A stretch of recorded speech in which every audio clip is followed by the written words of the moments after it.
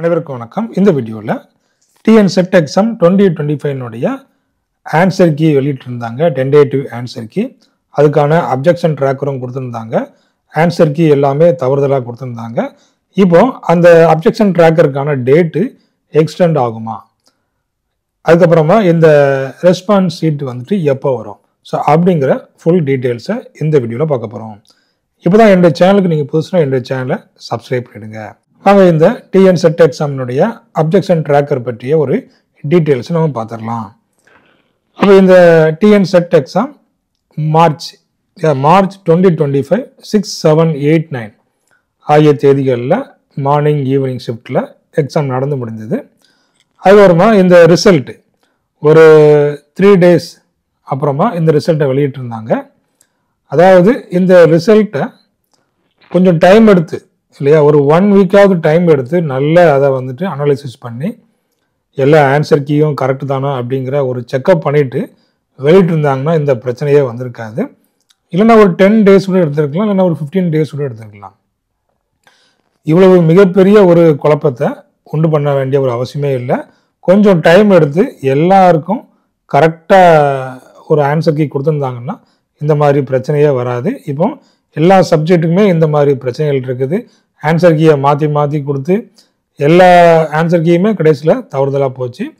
Okay, அப்போ இந்த ரிசல்ட்டை வெளியிட்டிருந்தாங்க 3 daysக்கு அப்புறமா. அதுவும் எல்லாமே தவறுதலான ஆன்சர் கீயை வெளியிட்டிருக்காங்க. அப்போ பேப்பர் 1க்கான ஆன்சர் கீ வெளியிட்டாங்க. ஃபஸ்ட்டே ஒரு ஆன்சர் கீ வெளியிட்டிருந்தாங்க, அதுவும் தவறு தான். அதுக்கப்புறமா இன்னொரு ஆன்சர் கீ வெளியிட்டிருக்கிறாங்க. ஸோ அதுவும் வந்து நிறைய கொஸ்டின்ஸ் வந்துட்டு தவறுதலாக இருக்குது. அது இந்த பேப்பர் 1க்கான கொஸ்டின் தானா அப்படிங்கிறதே இன்னும் தெரியல. அதுக்கப்புறமா பேப்பர் 2, இப்போ பேப்பர் 2க்கான ஆன்சர் கீ கொடுத்துருந்தாங்க. ஸோ அதுலேயும் பார்த்தீங்கன்னா கொஸ்டினில் நிறைய ஸ்பெல்லிங் மிஸ்டேக்கு, நிறைய அந்த பிரிண்டிங் மிஸ்டேக்கு, ஸோ இந்த மாதிரி ஏகப்பட்ட குளறுபடி இந்த பேப்பர் 2ல். அப்போ அதுக்கான ஆன்சர் கீ, அதுக்கான அப்ஜெக்ஷன் ட்ராக்கர், அப்போ அதுக்கும் ரைஸ் பண்ணுறதுக்கு ஆப்ஷன் கொடுத்துருந்தாங்க. ஆனால் என்ன கொடுக்கல, இந்த ரெஸ்பான்ஸ் ஷீட் வந்துட்டு யாருக்குமே கொடுக்கல. இப்போ எல்லாருக்கும் அதுதான் ஒரு பெரிய பிரச்சனையாக இருந்தது. அதாவது ரெஸ்பான்ஸ் ஷீட் இல்லாமல் எப்படி அப்ஜெக்ஷன் வந்து ரைஸ் பண்ணுறது அப்படிங்கிறது, எந்தெந்த கொஸ்டின்லாம் கரெக்டு, எந்தெந்த கொஸ்டின்லாம் அது வந்து ராங் அப்படிங்கிறது தெரியாமல் எப்படி நான் வந்து அப்ஜெக்ஷன் பண்ணுவேன் அப்படின்னு சொல்லிட்டு நம்முடைய ஸ்டூடெண்ட்ஸ் நிறைய பேர் கேட்டிருந்தாங்க. அப்போ அது ஒரு மிகப்பெரிய ஒரு குளறுபடியாக இருந்தது. அப்போ அங்கே டிஆர்பி தரப்பில் என்ன சொல்கிறது என்ன அப்படின்னு பார்த்தீங்கன்னா, நீங்கள் ஃபஸ்ட்டு எந்தெந்த கொஸ்டின்லாம் கரெக்டோ அந்தந்த அதை விட்டுருங்க. அதுக்கப்புறம் எந்தெந்த கொஸ்டின்லாம் எந்த தவறு இருக்கோ அந்த கொஸ்டினுக்கு நீங்கள் அப்ஜெக்ஷன் பண்ணுங்கள் ஃபஸ்ட்டு. அதுக்கப்புறமா அந்த கொஸ்டினை நாங்கள் என்ன பண்ணிவிடுவோம், கரெக்ஷன் பண்ணிவிடுவோம். கரெக்ஷன் பண்ணிவிட்டு ஃபைனலாக ஒரு ஃபைனல் ஆன்சர் கீ வெளியிடுவோம். ஸோ அப்போ ஃபைனல் ஆன்சர் கீ வெளியிடும்போது அந்த ரெஸ்பான்ஸ் ஷீட்டோடு வெளியிடுவோம் அப்படின்னு சொல்லியிருக்கிறாங்க. இப்போ ஃபைனல் ஆன்சர் கீ வரும்போது அந்த மார்க்கும் சேர்ந்து வந்துடும். ஏன்னா வந்துட்டு இந்த தவறுதலான கொஸ்டினுக்கு கரெக்ஷன் பண்ணிடுவாங்க. அப்போ கரெக்ஷன் பண்ணிவிட்டு அதுக்கான எவ்வளோ மார்க் அப்படிங்கிற ஃபுல் டீட்டெயில்ஸோட அடுத்தது ரிசல்ட் வரும்போது வந்துடும் இல்லையா. அப்போ யார் யாருக்கு என்ன தவறு, அப்போ எந்தெந்த கொஸ்டின் அப்ஜெக்ஷன் பண்ணலாம் பண்ண வேண்டாம் அப்படிங்கிற அந்த டீட்டெயில்ஸ் வந்துட்டு கேண்டிடேட்ஸுக்கு தெரியாது. அப்போ அது ஒரு மிகப்பெரிய குழப்பமாக இருந்தது. அப்போ இந்த ரெஸ்பான்ஸ் ஷீட் வந்துட்டு அதுக்கப்புறமா தான் வெளியிட போகிறதா கொடுத்துருக்குறாங்க. அதாவது இந்த ஆன்சர் கீ எல்லாம் கரெக்ஷன் பண்ணதுக்கப்புறமா தான் எல்லாருக்கும், தேர்வருக்கு எல்லாருக்கும் ரெஸ்பான்ஸ் ஷீட்டை அனுப்புவாங்க அப்படிங்கிற டீட்டெயில்ஸை சொல்லியிருக்கிறாங்க.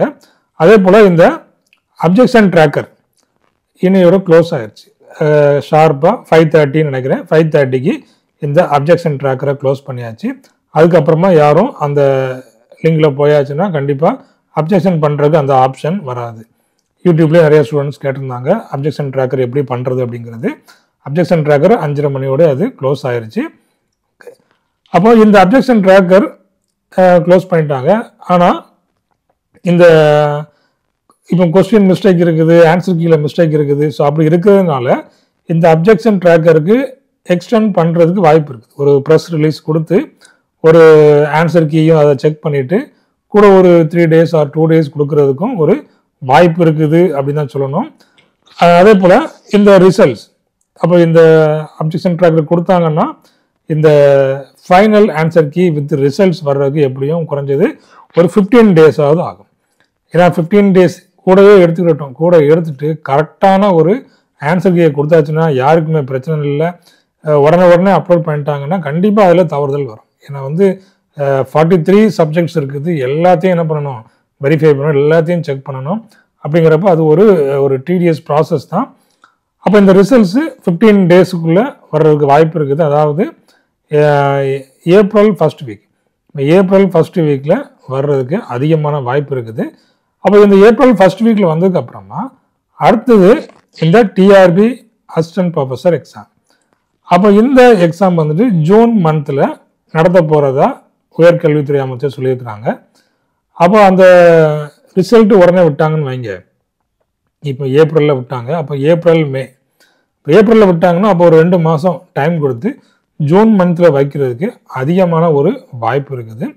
அதுக்கப்புறமா இந்த அசிஸ்டன்ட் ப்ரொஃபஸர் எக்ஸாமுக்கு திரும்ப அப்ளை பண்ணுறதுக்கு வாய்ப்பு கொடுப்பாங்களா அப்படின்னு பார்த்தீங்கன்னா மேக்சிமம் 99% வந்து கிடையாது. ஏன்னா ஏற்கனவே இந்த செட் எக்ஸாம் எழுத போகிறவங்களும் அங்கே அப்ளை பண்ணலாம் அப்படிங்கிற ஒரு அனௌன்ஸ்மெண்ட்டை கொடுத்துருந்தாங்க. அதாவது இந்த செட் எக்ஸாமு பாஸ் பண்ணாதவங்களும் இந்த டிஆர்பி அசிஸ்டன்ட் ப்ரொஃபஸர் எக்ஸாமுக்கு அப்ளை பண்ணலாம் அப்படிங்கிற ஒரு சான்ஸையும் ஏற்கனவே கொடுத்துருந்தாங்க.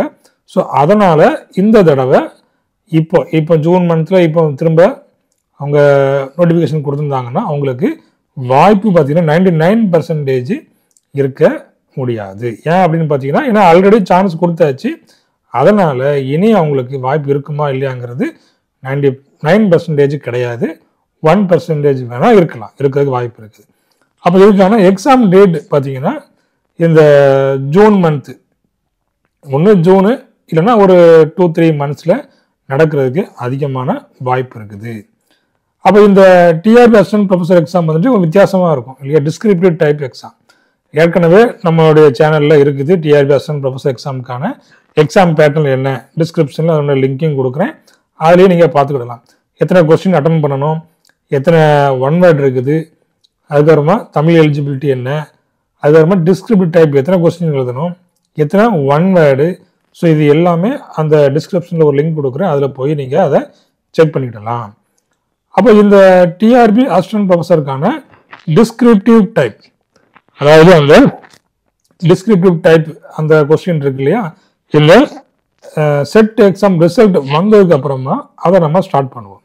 டிஸ்கிரிப்டிவ் டைப் எக்ஸாம் இருக்கு பாருங்க, இந்த அசிஸ்டன்ட் ப்ரொஃபஸருக்கு இந்த செட் எக்ஸாம் ரிசல்ட் வந்த உடனே ஸோ இதுக்கான அந்த டிஸ்கிரிப்டிவ் டைப் ப்ராக்டிஸ் வந்துட்டு கொஸ்டின்ஸ் வந்துட்டு நம்மளுடைய ஸ்டூடெண்ட்ஸுக்கு கொடுக்கப்படும்.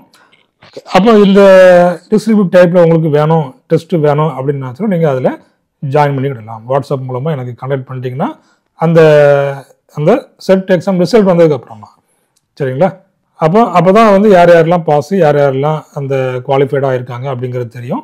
அதுக்கப்புறம் இந்த டிஆர்பி அசிஸ்டன்ட் ப்ரொஃபஸருக்கான அந்த டிஸ்கிரிப்டிவ் டைப் ப்ராக்டிஸ் வந்துட்டு நடக்கும். ஸோ நீங்கள் அதுலேயும் நீங்கள் ஜாயின் பண்ணிக்கிடலாம். இப்போதைக்கு இந்த பிஜிடிஆர்பி ஆன்லைன் கிளாஸஸ் வந்துட்டு போயிட்டு இருக்குது. அப்போ பிஜிடிஆர்பி நீங்கள் எக்ஸாம் எழுத போகிறீங்க அப்படின்னாச்சுன்னா இந்த ஆன்லைன் கிளாஸஸ் வந்துட்டு உங்களுக்கு ரொம்பவே யூஸ்ஃபுல்லாக இருக்கும். வித் ஹேண்ட் ரிட்டன் மெட்டீரியல்ஸோடு வந்து நம்ம கொடுத்துட்ருக்குறோம் எல்லா யூனிட்ஸுக்கும். ஹேண்ட் ரிட்டன் ப்ளஸ் அதே போல் இந்த பிரிண்டட் மெட்டீரியல்ஸும் நம்ம கொடுத்துட்ருக்குறோம். ப்ளஸ் டெஸ்ட் பேட்சு ப்ளஸ் இந்த online classes plus video classes இது எல்லாமே இருக்குது. ஆப் மூலமாக நம்ம நடத்திட்டுருக்குறோம். உங்களுக்கு ரொம்ப யூஸ்ஃபுல்லாக இருக்கும். ப்ளஸ் டாபிக் வைஸ் டெஸ்ட்டு நடத்திட்டுருக்குறோம். இந்த தடவை உங்களுக்கு எந்த டாப்பிக்கையும் மிஸ் பண்ணாமல் எல்லாமே உங்களுக்கு வந்து போயிட்டுருக்குது. அதாவது டாபிக் வைஸ் டெஸ்ட் நடந்துகிட்ருக்குது. அதனால் எல்லா கான்செப்டையும் நீங்கள் அண்டர்ஸ்டாண்ட் பண்ண முடியும், எல்லா கான்செப்டுக்கும் நீங்கள் டெஸ்ட் எழுத முடியும். ஸோ ரொம்ப ரொம்ப இம்பார்ட்டண்டான அந்த கிளாஸஸ் போயிட்டுருக்குது. உடனடியாக நீங்கள் அதில் ஜாயின் பண்ணிக்கிடுங்க. கிளாஸஸ் போயிட்டே தான் இருக்குது. அதே போல் டெஸ்ட்டும் அப்பப்போ நடந்துகிட்டே தான் இருக்குது. நீங்கள் அதுலேயும் ஜாயின் பண்ணிக்கிடலாம். அப்போ இப்போ இது அடுத்ததாக இந்த செட் எக்ஸாம் தான். செட் எக்ஸாமுக்கு இப்போ அடுத்து ஏதாவது ஒன்று ப்ரெஸ் ரிலீஸ் கொடுத்து கண்டிப்பாக ஏதாவது ஒன்று வந்துட்டு இந்த திரும்ப அப்ஜெக்ஷன் பண்ணுறதுக்கு ஏதாவது வாய்ப்பு கொடுக்கலாம் அப்படிங்கிறத நம்பலாம். ஓகே, தேங்க்யூ, தேங்க்ஸ் ஃபார் வாட்சிங்.